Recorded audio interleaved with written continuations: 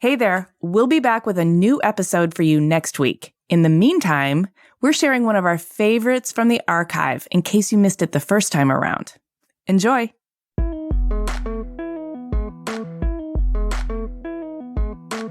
I was trying to create an experience for a viewer where they would walk in and feel transformed and feel a kind of transcendence in their bodies.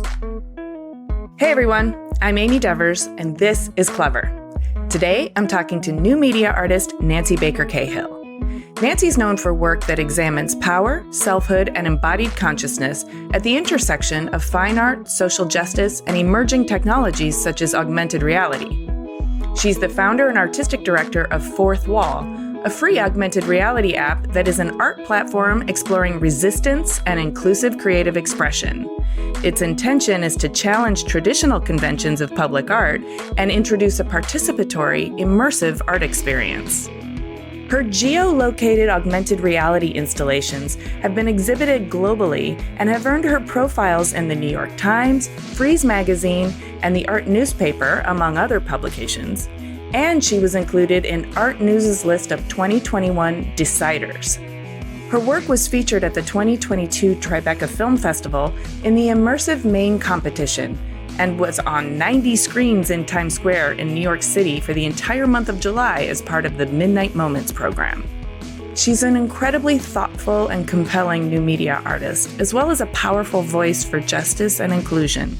Here's Nancy.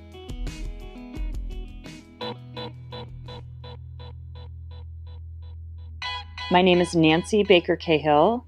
I live and work in Los Angeles, California, and I'm a new media artist who examines systemic power, selfhood, and embodied consciousness through drawing and shared immersive space. And I'm also the founder and artistic director of Fourth Wall, which is a free augmented reality art platform exploring resistance and inclusive creative expression.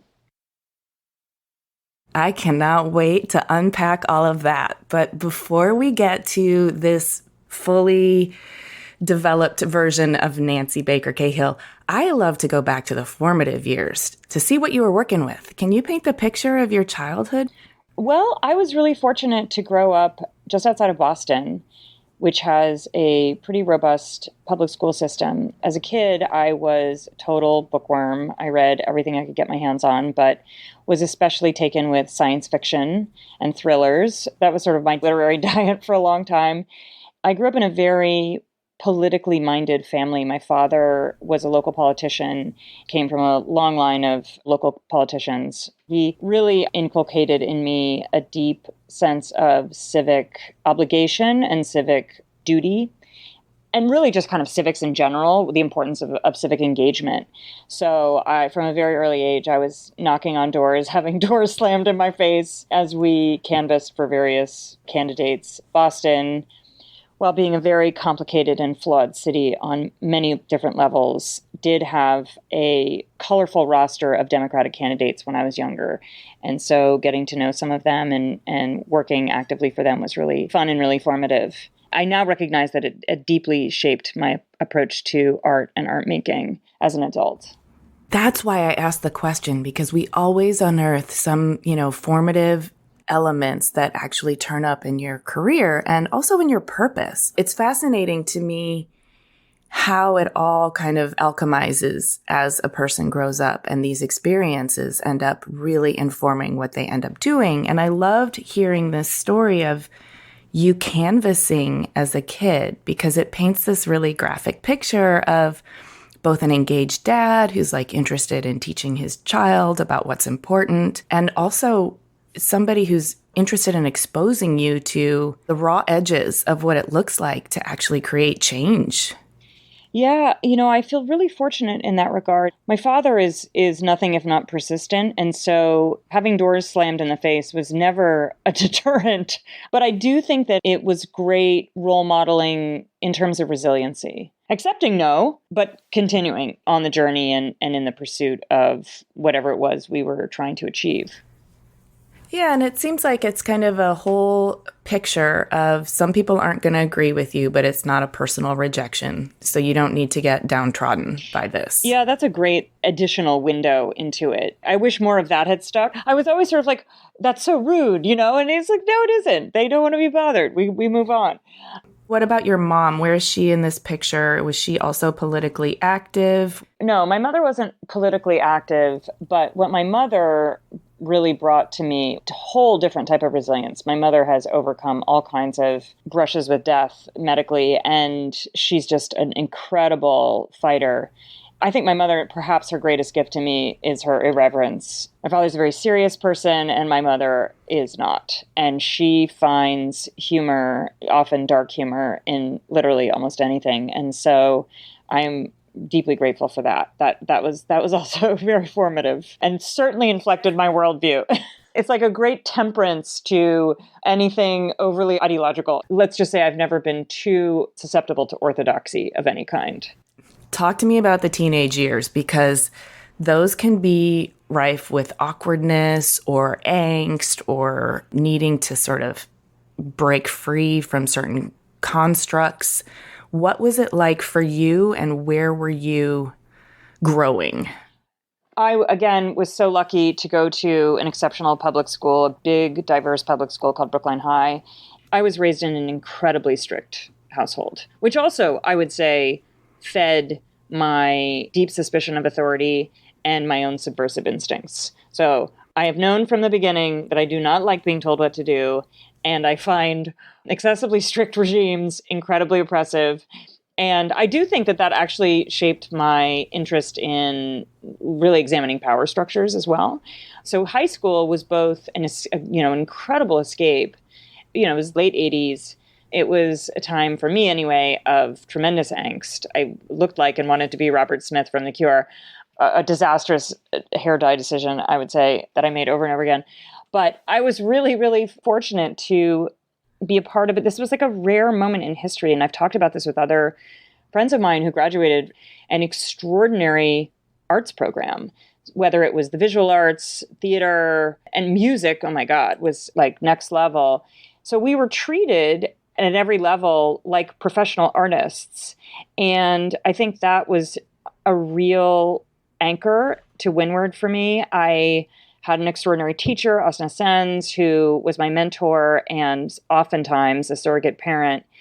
So as we all navigated the upheaval, social, political, all of those fraught cultural winds, we had this community and this resource. I can't even express how lucky I was. Almost to a fault, I graduated thinking I was a professional artist and that I didn't need to learn much more. And I was quickly disabused of that when I went to college. But it was a time of great freedom. I could go virtually anywhere I wanted, whenever I wanted. And then I had this incredible program that I was a part of, and friends and community that all took our creative crafts really seriously. That was my escape, and that was the source of all of my joy. Not that I can remember experiencing a tremendous amount of joy during that period, but it was really kind of a lifesaver. I can see that, because when you can kind of be amongst a tribe that affords you acceptance and challenges you to find your own voice and to express yourself, you develop a kind of decision-making and creative agency that, whether you go on to become an artist or not, it informs how you navigate the world in a really empowered way.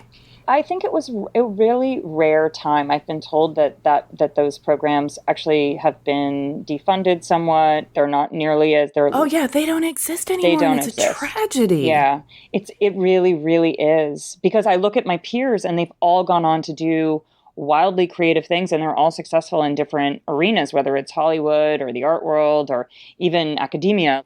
Because at that crucial moment of neuroplasticity, we were encouraged to explore and to believe and trust in our own creative instincts. And I just don't think that that's all that common anymore.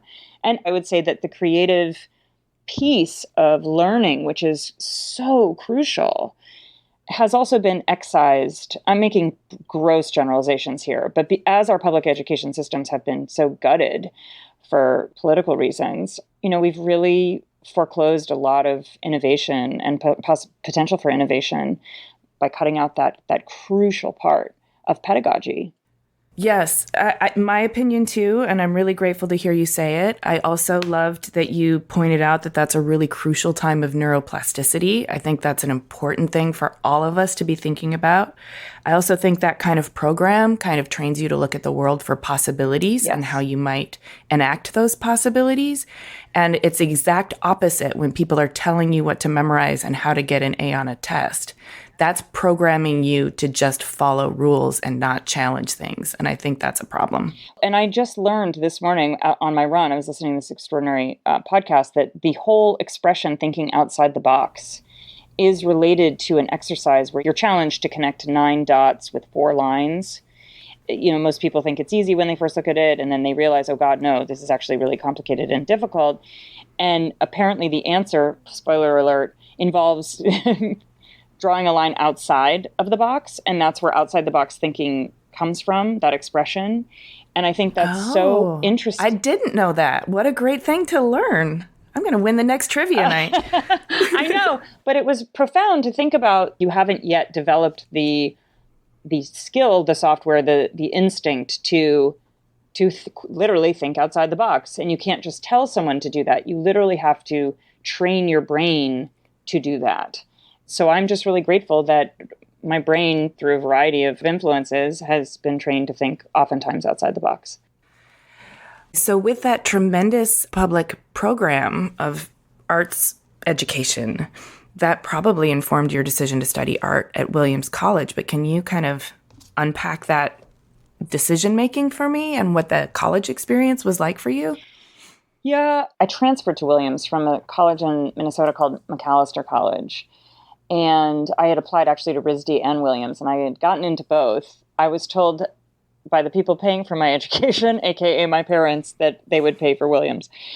So I did not go to art school as a result. So given that non-choice, which I do not regret in retrospect, I'm really grateful for the education I got, I knew that I wanted to pursue that first and foremost in any way I could. The art faculty was small but mighty at the time, and I also knew that I had this twin star, this real interest in political theory. And so I really took as many of those classes as I could in addition to the art classes. So I would say that defined my college career, those two things. With hindsight now, you can look back on those experiences the same way you look back on your canvassing with your dad and all of your mother's resilience. Is there anything from the college years that really was a very impactful, residual experience? Yeah, I think, well, one, just the basic rigor. I feel like it was the first time in my life that I really understood the value of critical thinking and was taught how to think critically. Prior to that, as wonderful as my education had been up to that point, I'd never really learned those specific tools and skills. I also had the enormous fortune to meet a variety of people who were interested in political subversion. And so with a few other classmates, we formed an agitative propaganda group called Eat Me. And Eat Me took... oh my God, I love you, Nancy. Eat Me took a less earnest approach to addressing things like, sexual violence, eating disorders, and body image. You know, we took on the issues at the time with Abby Hoffman as our sort of North Star. And it was extraordinarily formative and, for me anyway, not just cathartic, but again, kind of engaged these impulses to ask critical questions, jolt people out of a kind of inertia using performative techniques. Of course, the use of spectacle is often very persuasive as well. So, and I think what was really revelatory to me too was that, at the time, when we were having all these really charged conversations, I made a lot of assumptions, as one does. I always assumed that the men, and I'm being very sort of reductive and binary now because this was a reflection of the time, a lot of the men that took women's studies classes, I thought they would be very natural allies and would support our cause. And in many cases, it was like football players. That kind of gave me a more nuanced appreciation for what allyship could be and, if engaged thoughtfully. I learned a lot, I have to say. I was deeply unhappy in college. I was depressed 95% of the time. And the 5% of the time I wasn't was when I was off campus. But when I look back, I do think that it cemented my intellectual hunger and appetite, which remains truly rapacious. I love learning. I never tire of it. And I think because I was fortunate enough to get those foundational skills, it's something that is now to me like as necessary as breathing. Hard same. But I do want to acknowledge your feeling of depression. And do you think that was because you were kind of confined to an institution with rules and deadlines and people telling you what to do when you know you don't like that? I mean, what was the nature of the depression, and how do you not get yourself in those situations now? Oddly enough, it's probably also related to embodied consciousness. I didn't want to go there. So that was one roadblock from the jump. And this is no disrespect to Western Massachusetts. That is not where my body, my corporeal self, likes to be. I find them to be dark, satanic hills. I don't like the feeling. I feel claustrophobic. I feel the same way in other parts of the Northeast, which is why I couldn't be happier to be in California, and you'll have to drag me out of here feet first. So I didn't like or appreciate my environment. I was mystified by my peers who loved it and found it idyllic. I found it oppressive. And it was only until my friend Valerie actually got me into hiking that I found another escape, which is to say, when you ascend, you have a different perspective. That was something I started to do regularly toward the end, just to kind of keep myself from going insane. And the other part of it was that socially, I found it really difficult because, of course, I'd come from such a culturally rich and diverse high school environment, any number of different languages being spoken. You walk down the hall and you'd hear at least 10 different languages being spoken. And I did not have a tribe until we founded Eat Me, at the end. But it took me a long time to find my way socially. I truly just felt like a fish out of water most of the time. So that kind of misfit feeling combined with having my mind blown regularly by these extraordinary professors and texts that I was engaged with, it really threw me off my axis, and it took me a little while to recover. And it took me a long while to recover, actually. Thank you for sharing that. I think oftentimes we're not given permission, and therefore we don't give ourselves permission to actually sort of acknowledge that our bodies respond to space, both built space and geographic space. And the importance of a tribe, which it sounds like you had in high school and then you really didn't find easily in college. So you also felt the absence, the grief of loss of a tribe is profound. But, I'm also hearing in a very empowered way, you've taken all the learning from that experience and you're now deploying it in your adult life, which is what we're supposed to do with these experiences. Well, I'm reading this wonderful book. I've just started it, which I highly recommend to your listeners, called Ways of Being by James Bridle. There are all different types of intelligences. And what I think a lot about is the intelligence of the body, the embrainment, as we call it, of the body, that it's not, everything we know isn't contained in that mysterious organ that floats around in our skull, that, we know things on a cellular level. And I just knew in my body that was not the environment for me. I got through it, and I'm very fortunate. It's certainly not like growing up in a war-torn country or anything, famine or anything like that. These are really bougie concerns, having to live in Western Massachusetts, but it's that little thing that throws you off kilter. I totally get it. And I appreciate the disclaimer, but your experience is your experience. And I think unpacking it for us in such granular detail also helps everybody else relate to their own experiences and also learn how to sort of process them for the positivity that you have done here. So thank you for that. And I'm also wondering, did you get the fuck out? Like when you graduated, where did you go? Yeah, so my grand intention was to, quote unquote, revolutionize the media. That was my modest goal. I landed in public television, which is not where anyone should go to innovate, although it was a wonderful landing pad right out of college. And I worked as an intern on the American Experience documentary series. But then my first kind of, quote, real job was for the Descriptive Video Service, which is a platform that provides narrative description of TV and movies for the blind and visually impaired. So I wrote the descriptive narration. So it was not only like a great writing job, but more importantly, underscored for me what is essential about making cultural products, cultural media accessible to everyone. Access to storytelling isn't a, quote, right, but it certainly should be something that everyone is able to participate in because it's a deeply, deeply human need we have to hear and tell stories and share stories. And so it allowed us to do that. And it forced me to become a much pithier and more thoughtful and observant writer because I had I was limited to the pauses in between dialogue or, sound effects. You might have 10 seconds to communicate a tremendous amount of information. And that's what I did.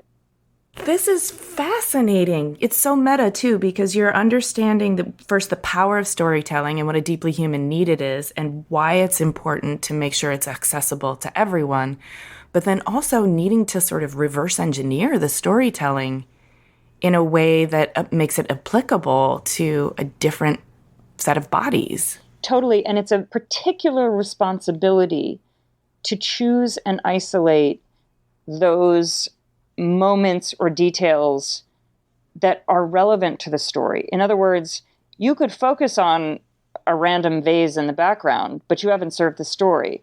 And it literally forces you to kind of co-create with the storytellers what essential data has to be communicated for this story to remain fluid and coherent. So oftentimes it would be, describing a lunge or grabs a knife or, whatever it is that allows everything else to make sense. You would be doing the listener or the viewer a disservice by making, honestly, irresponsible choices around details. It was kind of interesting. And it was there that I met my then husband. He is a screenwriter and TV writer, and he really needed to kind of break the mold, break out of public television, because you certainly can spend your whole life there. And that's not a bad way to spend your life at all. But he really wanted to tell stories on a bigger stage. And so we got married and moved out to California. And that was another sort of, I would say, seismic change in my life. I guess it was 1995. You clearly like California. You've already mentioned that. How did your body feel when you got to Cali? Well, what's kind of funny is actually when we drove in on Melrose back in the day, I was dismayed. I was like, ugh. I looked at all the vernacular architecture, which I know, of course, now love. And coming from Boston, it's an antipodal. I mean, you really couldn't choose two more radically different cities. So I was at first quite devastated, drowned all my sorrows for about a year eating Trader Joe's cookies and feeling sorry for myself. I actually grew to love it rather quickly after that. There's something about the openness of our landscape. I don't know, it just works with my soul. I feel the same kind of expansiveness of the landscape, and I don't mean this to sound colonizing at all. I just mean literally there is so much space that is available in just when you look up, it is just broad and vast, and it's not crowded by a lot of, to me, claustrophobic trees. That to me kind of cracked something open inside of me. So this is where I feel most at home and most grounded. Well, I'm happy you found your home and your body feels at peace there. Okay, so 1995 was seismic. You're eating cookies. Then what happens? Because I know you graduated in 92, and then your art career really doesn't get started in earnest until around 2007. So I think there's a motherhood chapter here that I'm waiting to hear. Correct. Yes. Best laid plans. The truth, if I'm being really honest, I had intended when we got to Los Angeles to start an art career. And what I found was that I was so deeply disoriented and became almost like, if there's an equivalent for agoraphobia, but that's related to creativity, that's what I had. I was terrified of coming out of my brain, of my body, whatever. And I couldn't, every sort of creative fit and start that I took in my mind was a failure and didn't reflect whatever it was I was feeling. And so I essentially gave up and had children. And my first child, my beautiful daughter Belen, was born with quite a few medical challenges. And so that really occupied me and my attention for a long time. And mercifully, she's totally healthy and amazing now. But that kind of tone set what was to come. And I ended up having 2 more children, my beautiful boys. And throughout that whole period, really through until 2005, I was engaged in a real internal war with myself. I knew that I wanted to be making art, but I was gripped with a kind of paralysis that is difficult to describe. I felt I probably couldn't do it. I probably shouldn't do it. What if I did do it and I failed? And so all of that creative energy just comes out sideways. I took up like knitting and became adept at like knitting lace, which has done me no good. I like things like that. I wrote a book proposal and I got an agent. I never finished the book. I was trying desperately and I got deeply depressed again. So that returned. So it was really in 2005 when my son Rowan was born, my third and last child. I remember the exact moment where I was just sitting in my ex-husband's office and I was thinking, what am I doing? Like, I could be hit by a bus tomorrow, and what have I done? I mean, of course, I have these 3 beautiful, wonderful children, but I'm not doing the thing that I know I'm meant to do. And how on earth do I start? And I just started really small. I just started drawing again, which has always been, drawing and video have always been my primary media that I feel most fluent and comfortable with. And I would say drawing is even more of a first language than English. It is the most direct translation of what I'm feeling into something material or manifest. I just started drawing, and what ended up happening is the dam cracked open. I mean, everything I had been holding in, containing, started rushing out like a torrent. And honestly, it just hasn't stopped since then. So note to anyone who is repressing their creative instincts, they're going to come out. You might not know when, but they're coming. So if you could avoid repressing them, do. There's this great quote, I believe it was Brené Brown, who said something like, unused creativity doesn't just disappear, it metastasizes. It does. And you've described this, and I'm really grateful you talked about that kind of paralysis, because I've been through the same thing, maybe not quite as intense, or I've definitely been through paralysis, and I've had my creativity come out sideways, and I've questioned it, and I've been fearful, and yeah, it gets squirted out in all kinds of different ways that were like sort of false starts and like weird attempts. I don't think I've ever quite put it together like that.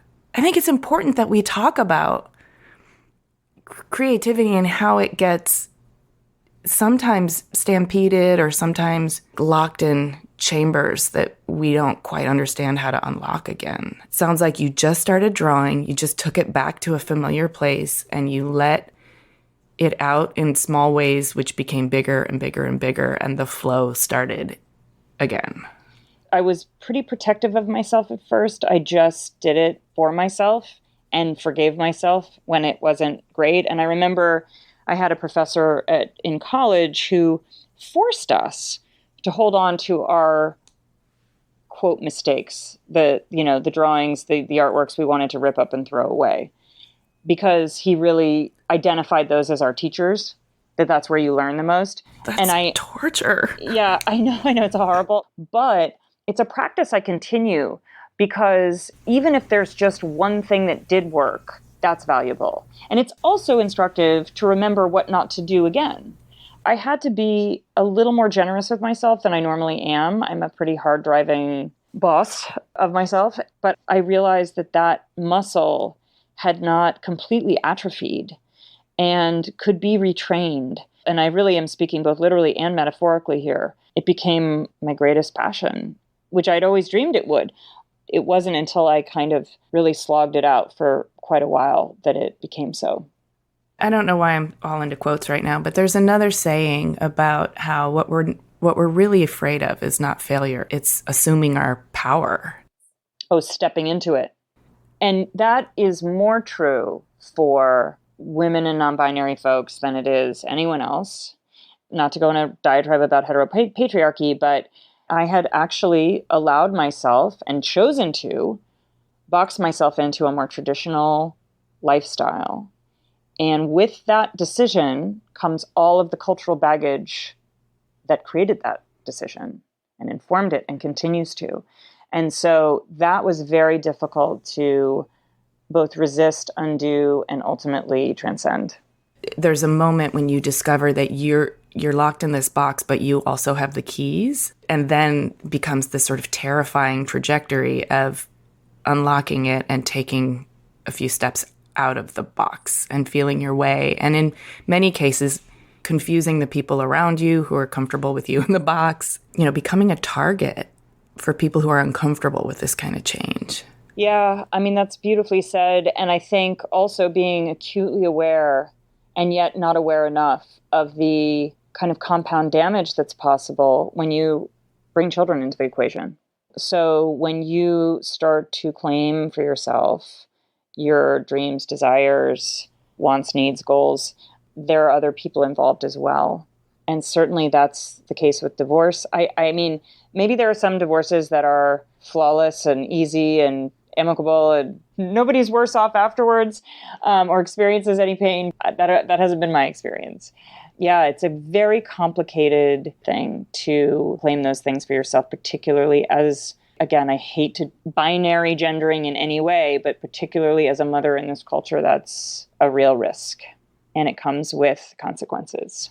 Yeah, I can imagine. And that sounds complex and important. I don't have children, but the thing that I'm hearing is that you ultimately made a choice to claim your wants, needs, desires, and authentic self. And I can't imagine that role modeling that for your children isn't net positive. It has to be, right? I think ultimately, and hopefully, yes. And I think that as time goes on, that becomes increasingly likely and apparent. But it certainly is grueling in the moment and confusing, I think, especially to younger kids. It's certainly not a decision that I regret because it has allowed me to pursue this passion, but also to include those years that at the time felt really creatively fallow, but in fact really forged the artist I am now. I remember at one point I had because it's very complicated. Motherhood's very complicated, or I don't even want to say parenthood because it really is gendered in the art world. And I had a curator to the studio and I just finished a suite of, I think, 75 drawings. I was really excited about them. And they were called manifestos. She was asking me about them and I was telling her about them. And I don't even remember how this came up. She said, "Does this have anything to do with your being a mother?" And I said, "Absolutely not. It has nothing to do with being a mother. This is my work. It's separate. It's all separate. Never the twain shall meet." And she shook her head and was like, "I don't think you understand. This has everything to do with motherhood," because the drawings themselves were these very abstract articulations of struggle and of two opposing forces in a kind of dynamic tension. She rightly identified that deep internal conflict and the pull toward one thing and the push toward another, and how that is an irresolvable dynamic, thus iterated 75 times. It certainly remains, that tension. Irresolvable means not necessarily trying to change it or solve it, but growing to a place where you can live with that kind of tension, that kind of discomfort, and accept it and not be in resistance all the time of that, tension, but more in an acceptance of it. And in some ways, tension can actually really propel us forward. I completely agree. And I have to say, embracing it has just opened up all kinds of artistic risk-taking, honestly. Ooh, I'm excited to hear all about this artistic risk-taking because you have been on a rocket-like trajectory since the floodgates opened. And man, have you gotten into some interesting work. So can you kind of give us the overview of your career from that moment when you started drawing to now where you're all into augmented reality and embodied consciousness. And well, it's so funny. I think that there's this way in which things are much clearer when we look backward, because they're not always clear when we're in the moment. And when I look backward, I can see that I have been trying and attempting to make immersive experiences, not quite from the beginning, but kind of from the beginning, and have been trying to make VR for a very long time before I actually started working in VR. And I should say that one greatly valuable thing my ex-husband said to me was, early on, before I'd started drawing, I remember I was just sobbing and calling myself a failure. And he said, you can't call yourself a failure when you haven't even tried. Oh, damn. I know. Tough medicine, but really good medicine. And so when I look back, I see, this is a long story of trying and trying different things, and some of them working and some of them not. And I could get into a whole conversation around the connection between drawing and video, drawing and cinema. I believe they are intimately entangled, because when we look back to sort of Paleolithic cave painting, those cave paintings were misidentified early on as sort of anatomically incorrect animals. And what they've since discovered, now that they've looked at these artworks with a flickering torch, is that actually they were sort of pre-animation. They were animating. What? Yeah. So like when they looked at it, yeah. So when they look at it, archaeologists would look at a 3-headed, mastodon, or a, three-legged saber-toothed tiger, those silly Paleolithic humans really didn't understand anatomy. They understood it acutely. And there are all these striations and these marks on the walls that if you're shining a contemporary light on them, they don't make any sense. But when you kill the lights and you just walk with a torch and you wave the torch back and forth, there's movement.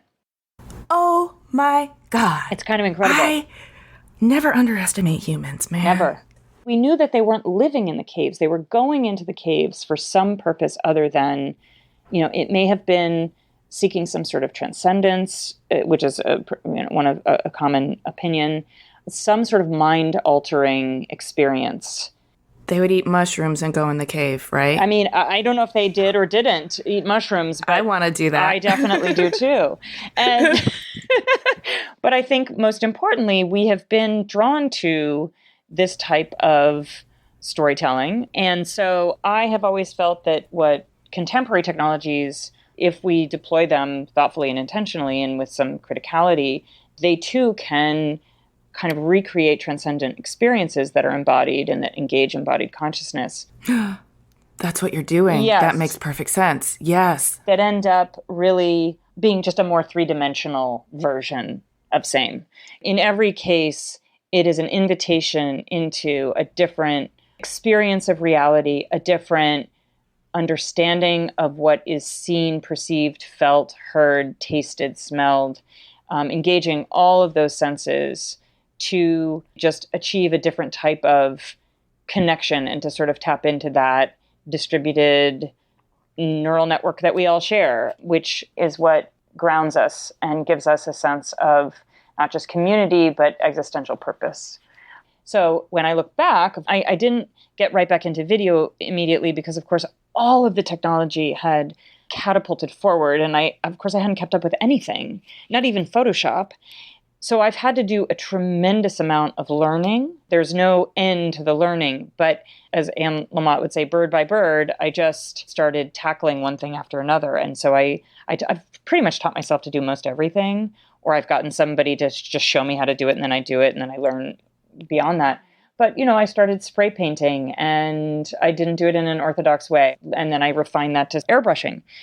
And I developed a whole body of work that then became a video series that was then my very first museum show, which was an immersive experience. It was immersive video, immersive sound. And that kind of changed everything. And when I look back, I was like, I was trying to make VR. I didn't realize it. I was trying to create an experience for a viewer where they would walk in and feel transformed and feel a kind of transcendence in their bodies. And you would be speaking to all of their senses. Yes, except for taste and smell at that point. I have an exciting opportunity coming up soon that actually will allow for all of those things. So it's like the first time in my life I will have been able to engage all sentences. So I'm like geeking so hard on that one.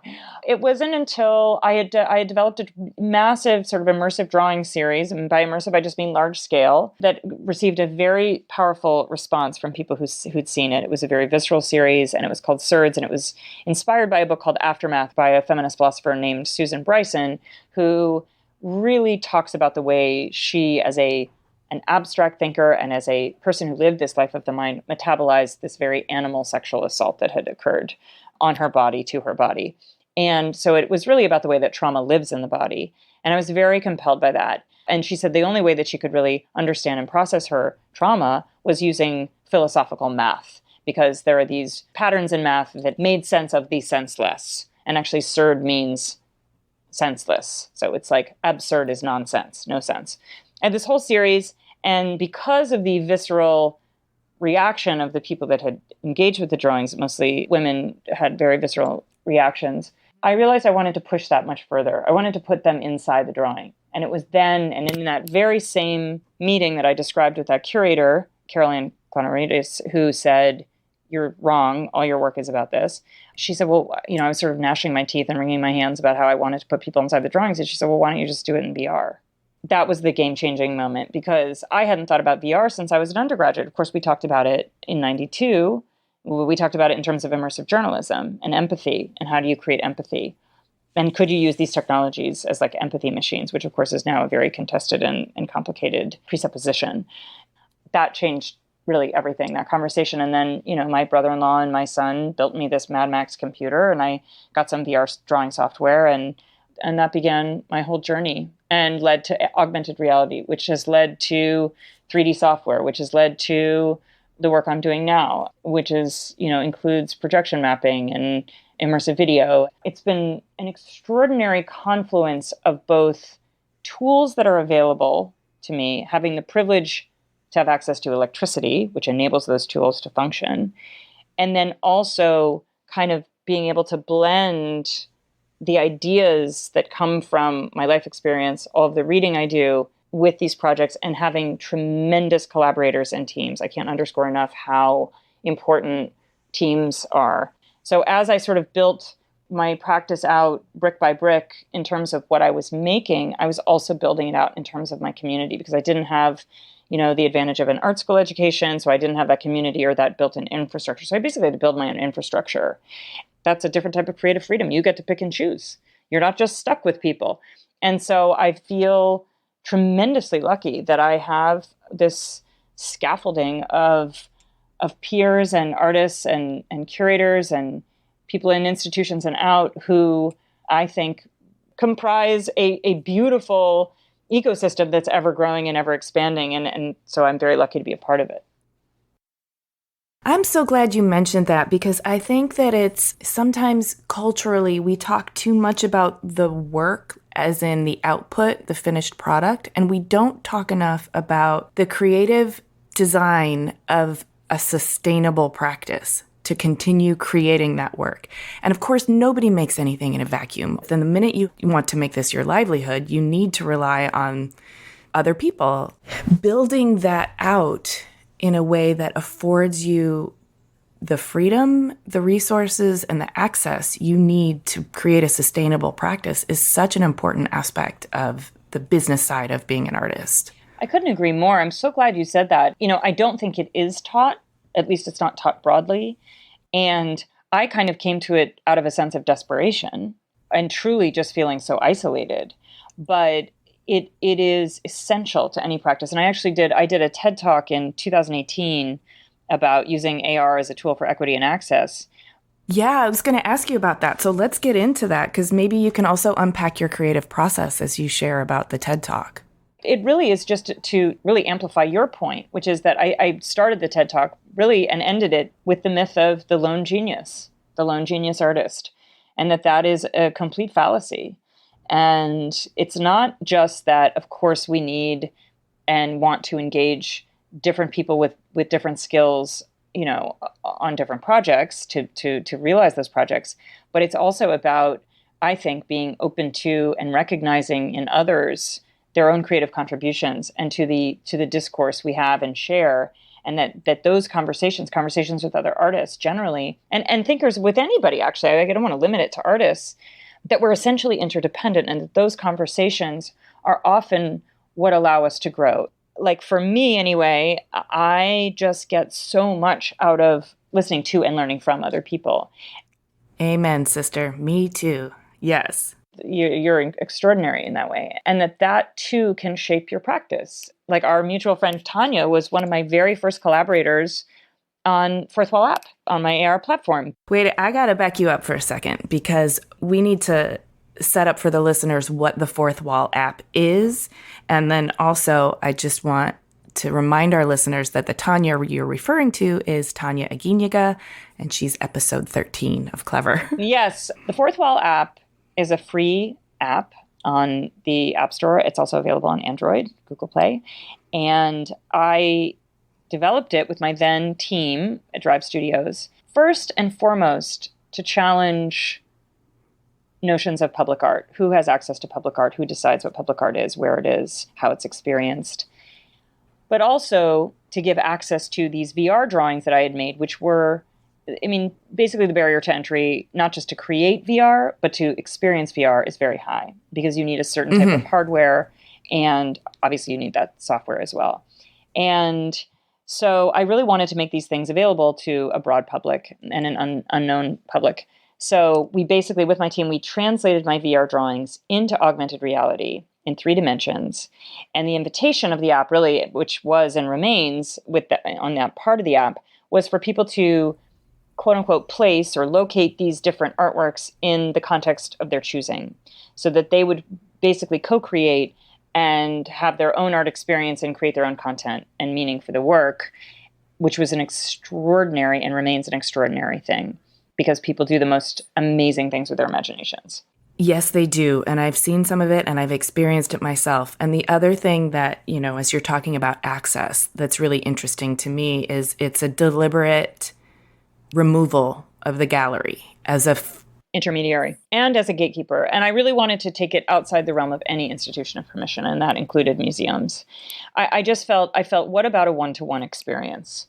My experience working with communities that haven't had access to the kinds of art programs that I did is that I do believe most people have tremendous creativity inside of them. And when you invite that opportunity to engage, what comes out is honestly, if you want to have your faith in humanity restored, just do that. Yes. It's just It's amazing.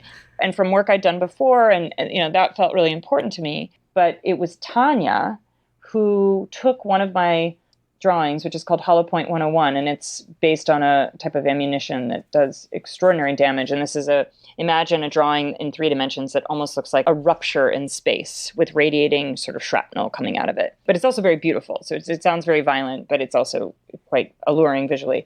So she was down at the border wall where she does a lot of her work and is an activist, and put the drawing in AR in the United States and actively pulled it through the border wall into Mexico. And that was this extraordinary moment, which is, yes, exactly, your reaction. That one gesture spoke volumes. It was deeply, deeply moving and powerful. And I thought, of course, leave it to an artist, particularly an artist like Tanya, to identify immediately, not just the potential of this medium, but how it could be deployed as commentary and as insight into larger questions of borders and borderlessness and art and language and all of that. That's a wall that was put up for all the wrong reasons, but that this can transcend. She and my friend Deborah were the very first artists I asked when this light bulb went off. I thought, this has been a great tool for me to sort of engage this unknown, unseen audience. But what if I collaborated with artists like Tanya, artists who were so rigorous in their practices, who have so much to say, and invited them to geolocate their work in contexts where it would have the most resonance and meaning outside of any white cube, where they get to define that context. And so the very first piece Tanya did was a beautiful sculpture. It was a photograph of a sculpture, and it's there now. We checked last time we were there. It's called Impotence Incarnate. And it's this kind of limp form that just hangs in space. And we put it directly over the border wall at Playas de Tijuana. It sits there sort of straddling that ugly scar of a fence as this kind of reminder of what it feels like. And the power of that image in that exact location, think about it. If we tried to build something, you'd have to get permits, raise all kinds of suspicion, but it's invisible to the naked eye. So you can only see it through the prosthesis of your phone, of the camera of your phone. And so for that reason, it just, to me, occupies this beautiful poetic space that is non-space, that is shared cultural thought space, that can't be policed, that can't be monetized, or it will be, I'm sure. But at least for us, the way that we operate and the way that I operate the app, it is with none of those concerns. It is to literally ignite meaning in situ. I love what you're doing. I also love the technical and philosophical rigor that you're applying to ideas of empathy, inclusiveness, embodied consciousness, as you say, but also a very generative and generous community building that is accessible for everyone to sort of find their own meaning and kind of own it a little bit on their own. Clearly, you're a very empowered person and you need a healthy ego to do that, but it's not ego-driven. I mean, this is an example to me of what, when we really focus on how our work can bless or enhance the lives of other people, this is what it starts to look like, because it starts to be part your creation and then part in the hands of other people. And it's both an offering and an invitation and a challenge all wrapped up in one. Oh my God, that is the most beautiful. I would like to just print that out and put it next to my computer so I could look at it every day. Thank you so much. That is such a gorgeous and generous summary. And I think what drives me and really animates all of my desire to work this way is a just abiding and deep concern around issues of justice. Yeah, I feel that. I find myself, at times, I feel sometimes like a child in my sense of kind of that, but, looking at the world and consuming all that is, around us. And I think that's not fair. Like I can identify that that's not fair. And that, the lesson that has to be, they do say that the lesson that I seem to have to learn over and over again is that there is no fair. That's not, that's a fallacy to think that the things are really ever fair. And so how can we take steps, even small steps, to start to redress some of that in whatever ways we can?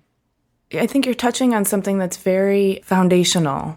But this idea of, coming to terms with the fact that things aren't fair frequently results in a kind of resignation. But that's not what you're saying at all. Because I think a more productive and creative and generative way to think about things being not fair is we can make them less not fair. We can make incremental steps towards balancing things. We can also change the way unfairness is rolled out. It doesn't have to be, the certain group of disadvantaged people stay disadvantaged. Maybe the pendulum flips. If there is a balance of positive and negative, that balance can be evolving. And so resignation is exactly the opposite of what we need. That's decay and stagnation. Yeah, and I have to tell you, I think that because people are exhausted right now by the fire hose of terrible news. Worn the fuck out. Right? And it's sometimes very healthy, by the way, to unplug and just pause, take a break. That can be very mentally healthy. For me, really facing a lot of these difficult ideas, realities, systems is fuel. And unless I am deeply depressed, which is, of course, as we discussed before, that forecloses all action, to me, I don't know, it animates me. It quickens my pulse. It makes me jump out of bed. I feel like there's so much work to do. And that struggle never ends. It's not like it all just gets tied up neatly with a bow. But particularly with the overturning of Roe v. Wade, and we know where this could go. Shaking my fist. Yeah, exactly. And thank goodness none of the organizers in Kansas threw up their hands and figured, well, it's a conservative state. Let's not bother here. And we witness what's happening to Trump right now. He is at the center of a multi-spoked wheel in which he is the main criminal. If none of these investigations end up bringing him down, I myself might need to take a break. But it feels to me like there might end up, I dare to dream, that there might be some consequence. Because we're all exhausted by seeing this asymmetrical accountability. And the people who commit the smallest of infractions are penalized often, and usually, depending on the color of their skin, for years or decades. And then we have people like our former president who commit crimes perhaps even on a scale that no one has yet conceived of or understands, and we see no consequences. So that dissonance and that asymmetry is very destabilizing and depressing, but I believe that we have to keep at it. Well, I love that it fuels you, and it clearly does, because I can hear it in your voice. And that's one of the things that, when you talk about embodied consciousness, one of the things that was so important to me when I entered podcasting was I wanted to hear people's stories in their own voices, with their own inflection, with their own passion, because I think that informs with a richness the depth of the story. And you can tell well where people's fire is lit when you let them and give them the space to speak their own story from the depth of their soul. So I'm really grateful to you for sharing that with us. And yes, I hope there is consequences. There better be. Switching gears for a second, I don't want to let this podcast end without giving our listeners kind of an exploded view of your creative process. We've heard the kind of conceptual development part, but some of the work you do is so fascinating technically. Can you talk about how some of these works come together? The Slipstream series might be a good case study to unpack, but I'll let you choose what work you want to talk about. I would love to talk about Slipstream because it's what I'm currently working on. The process is actually directly linked to the philosophical nature of the work, and it also goes back to the caves. So this series begins with large-scale graphite drawings that are abstract and biomorphic, like most of the drawings I've done for the past decade. I take those drawings and tear them up, which is another whole process that is sometimes really hard and sometimes actually very cathartic. And then I reconstitute them. I rebuild them into bespoke 3D sculptures. And they're paper-based. And because the paper curls in this very natural way, and I'm sure it's related to the physics of the paper, they really end up looking like leaves or feathers. And when they are reassembled in these bespoke sculptural arrangements, they tend to look either like an exploded bird or something. People have often described them as looking like angels, which okay, that's not my intention. And they really contain a tremendous amount of energy because I'm using a lot of sort of circular centrifugal forces. I really wanted them to look like a moment of motion that was frozen in time. So they're quite dynamic, actually.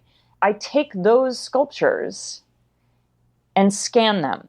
And in scanning them, I bring them into the computer then as 3D objects. And what happens in the scanning process is that data and information is both added and subtracted. So it's this additive and subtractive process. So we're already talking about a project of translation where parts of the original have not only been transmuted in terms of their physicality, but then there's this added layer of lost information and added information. So almost like a game of telephone. I also like to think of it as a ship of Theseus, which I'll bring back in a second. So anyway, they come into the computer. I use an AI to render them as 3D objects. And they often, parts of them resemble the originals to the, millimeter. And parts of them are glitchy, messy, blobby. I love it all, because that's the new incarnation. So then I take that mutated form and I light it and I animate it and I subject it to laws of physics that are impossible outside of the software. And from there, I then again bring it into an additional software, After Effects, to render it out as a final video. And I've also taken the added step of taking stills from the video and having them printed by a master printer, lapis press. And then you have this full journey paper to paper, but the drawing itself in no way resembles its original form. And in that sense, it is a ship of Theseus. It's like, what of the original remains as all these pieces are taken and added and replaced and morphed and mutated and that sort of thing. And this whole series came out of a deep concern I had with the misinformation campaigns that really kicked into high gear in 2016, but of course in 2020 were peak, and of course they remain peak. And so how do we take these invented truths? How do we take the process of mutated truth and turn it into something constructive versus destructive, and use it and deploy it in ways that illuminate and offer new insights and traverse into new territories versus using them as tools of manipulation and oppression. So they're quite colorful.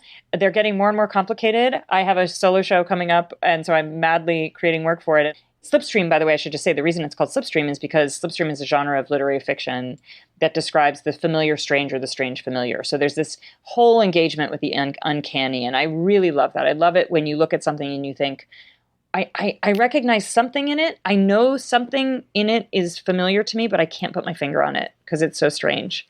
So I think all of the work does that. And I've started to work with, it's called GPT-3. It's an AI text generator, and have done a little bit of collaboration with an AI on some text to add to some of the videos. And I've had to edit the AI text fairly heavily because let's just say the poetics are accidental, it feels. Can I just stop with something silly right now? You know how when somebody speaks a foreign language and it's kind of sexy? That's what it sounds like when you're speaking tech. I have no idea really? what GPT-3... Yeah, I have no idea what GPT-3 is, but say more. It sounds so good. It's a project by OpenAI. You probably, or maybe some of your listeners have been hearing a lot of controversy actually around DALL-E, sort of wonder and controversy, which is a text-to-image AI. And this is where, and I'm talking about DALL-E right now, you, the person using the software or the platform, type in a text prompt, and based on images that the AI has aggregated, millions and millions and millions of images it's aggregated from essentially the internet, it will automatically generate a series of images based on your prompt. The possibilities are sort of infinite and endless, but it's a whole other conversation. It's quite controversial for a variety of reasons. But with the text version, oddly enough, you'd think I'd be more interested in the visual, but I'm actually more interested in the textual work, because when you input a prompt, it reads the prompt and it interpolates it in its own way, and then regurgitates something to you in response, either to continue your sentence or in response to your sentence. And there are all these different settings. This sounds fascinating. It's tremendously fascinating. There are a number of artists who are huge innovators. I am literally only playing with it for this very discrete purpose. This is not the direction I'm going in at all by any means. But there are artists whose entire bodies of work are dedicated to this, and they're brilliant and wonderful. But I'm just sort of more interested in again, engaging that uncanny. Will a viewer be able to tell that it is inflected with an AI voice or not? And what will feel familiar and what won't? And what of my voice remains in that original? Like, what of my voice and my intention remains in that output? So it's just sort of an added layer of meaning that I'm adding to these new pieces in some cases. I love it. And I'm so curious. The Slipstream series that you mentioned, where do these pieces live? There's an actual physical sculpture, there's a video, and then there's 2 paper versions. They live essentially online. I just showed one of them in Times Square immersively on 90 different screens all at once every night for 3 minutes for the month of July. And it was incredible. I mean, I wasn't there in person, but like just to see the images of them all being projected from these skyscrapers into this communal space, but it's also kind of a boxed in space because it's boxed in by skyscrapers. So it feels at once like it has these boundaries, but also this unlimitedness. Yeah, totally. Yeah, I mean, that was an incredible opportunity. And I think because I've designed these experiences to be immersive themselves, by that, I just mean the video, like take Times Square out of it. I'm really trying to play with camera work and intimacy and you feeling like you have some ability to engage with these kind of imagined types of consciousness and sort of iterations. And so at that scale and with the ability to present the work in 360 on all these screens, it really fulfilled this dream I had of, for just a moment, imagining that those screens had dissolved into this living, breathing, pulsing hybrid entity that was hot pink among other colors and bathing everybody below in pink and all collectively participating for a moment in this shared moment. How exciting. Okay, so you mentioned some cool things that are coming up in the pipeline. Can you talk to me about maybe what you're working on now and what's coming up for you? Yeah, I mean, the things I'm allowed to talk about are imminent. So, for example, I have a solo show at Vellum Gallery here, Vellum LA, it's called, here in Los Angeles, which is an NFT gallery with the most, literally, truly the sexiest LED screens anybody has ever seen. When I first saw these screens, I was like, oh, I mean, I'll never be able to go back to a regular. It's like, they are insane. They're beautiful. So I have a solo show there on September 15th. And I am going to be showing again this year at Luminex, which is a citywide projection map. It's not citywide. It's actually confined to a few city blocks, but it's very dramatic. And it's projection. We take over a bunch of buildings, the sides of buildings. And so it's a sound and visual projection mapped experience. And this year it includes AR. I'm actually not doing the AR. I'm just doing the projection mapping. And I have an incredible sound collaborator, Ana Luisa Petrisco, who's making a soundscape as we speak. And then I'm also participating at the Format Festival in Bentonville, Arkansas at the end of the month of September. And then there are a bunch of other things on the horizon, including the LACMA Art and Tech Grant, a project that was recently funded and awarded. And I'm really excited to do that because it's going to allow me to learn even more about mycelial networks and blockchain and any points of intersection and overlap that might be useful in creating new civic models of interdependence and community care and reparation. Wow, that sounds really intense. I love that you're exploring mycelial networks as a sort of source inspiration for your work. I mean, some of the things that you've already mentioned here are sort of our collective intersubjective field, those neural networks that we're all connected to. I feel like mycelial networks is a perfect analogy for all of that space that you're kind of working in already. Yeah, I mean, when I first started learning about them now well over a year ago, it really captivated my attention because I thought we have so many models and systems that are clearly not working. And, you know, a lot of that is related to heteropatriarchy. A lot of it is related to late capitalism. What if we really used biomimicry? What if we looked to natural systems that are incredibly efficient, that are life-sustaining and regenerative, and took a few notes? And then because of my abiding interest in blockchain technologies, you know, which are also complicated and not neutral and also inflected with a lot of the things we discussed earlier, how could we be more intentional about all of these things moving forward? Because no technology, there's no immaculate conception. Everything is inflected with the builders and the people who build it and the source material and the data it uses to do whatever it does. And that's where we have the opportunity to be more involved. And at the same time, I think decenter our very human and generally Western approaches to any number of things, but most importantly, looking at climate change on all fronts. And by that, I mean also include the social and political and cultural. How do we survive together and in acknowledgement of that interdependence? That's beautiful. I love your way with words. This whole talk, your word choice has been so descriptive, so vivid. I feel like you've been painting with words and it's also been very immersive. So like you really embody everything that you're about. And it's been such a trip, and I mean, a beautiful trip to hear this story directly from you, thank you. In that immersive way. I so appreciate your generosity. Thank you so much. It's such an honor to talk to you and to talk to someone so deeply, deeply thoughtful and engaged and inspired. So I'm really grateful to you. Thank you so much. Hey, thanks so much for listening. For a transcript of this episode and more about Nancy, including images of her work and a bonus Q&A, head to cleverpodcast.com. If you can think of 3 people who would be inspired by Clever, please tell them. It really helps us out when you share Clever with your friends. You can listen to Clever on any of the podcast apps. Please do hit the follow or subscribe button in your app of choice so new episodes will turn up in your feed. We love to hear from you on LinkedIn, Instagram, and Twitter. You can find us at Clever Podcast, and you can find me at Amy Devers. Please stay tuned for upcoming announcements and bonus content. You can subscribe to our newsletter at cleverpodcast.com to make sure you don't miss anything.